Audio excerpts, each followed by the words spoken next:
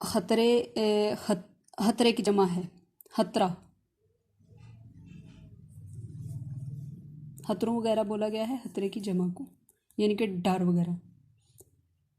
اس شعر میں شاعر بیان کرتا ہے کہ جب ہمیں بھوک لگتی ہے، ہمیں بھوک کی ضرورت محسوس ہوتی ہے، تو اللہ پاک ہی ہے جو ہمیں رزق سے نوازتا ہے۔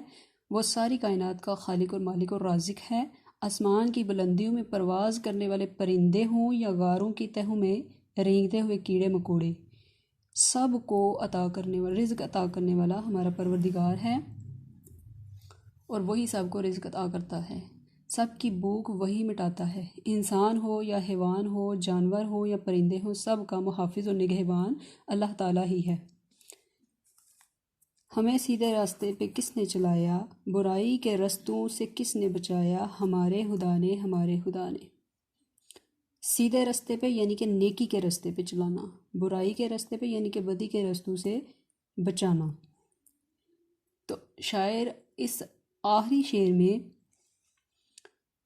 اللہ تعالیٰ کی حمد و ثنا بیان کرتے ہوئے کہتا ہے کہ اللہ تعالیٰ نے نہ صرف ہمیں پیدا کیا بلکہ درست اور غلط راستے میں تمیز بھی سکھائی ہے ہمیں، یعنی کہ ہمیں ہدایت فرمائی ہے۔ اللہ تعالیٰ نے اپنے انبیاء کے ذریعے ہماری جو ہے ہدایت فرمائی ہے، ہمیں سیدھے راستے اور برائی کے راستے کی سمجھ بوجھ عطا کی ہے کہ فلاں راستہ ہمارے لیے درست ہے اور فلاں راستہ ہمارے لیے نقصان دہ ہے، یعنی کہ یہ راستہ اچھائی کا ہے اور یہ راستہ برائی کا۔ یہ ہمارے پاک پروردگار ہی کی شان ہے کہ اس نے ہمیں نیکی اور بھلائی کے راستے پر چلایا اور برائی سے محفوظ رکھا۔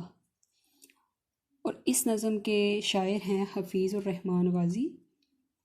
آپ لوگ بھی اب ایک دفعہ دوبارہ ٹرائی کریں ریڈنگ، ساتھ میں مشکل الفاظ کے معنی بھی اچھی طرح سے یاد کریں، اور مشکل الفاظ کے معنی یاد کر کے املا یاد کر کے رف کاپیز پہ گھر پہ ٹیسٹ بھی تیار کریں، گھر پہ ٹیسٹ دیں رف کاپیز پہ، ٹھیک ہے؟ بہت شکریہ، تھینک یو، اللہ حافظ۔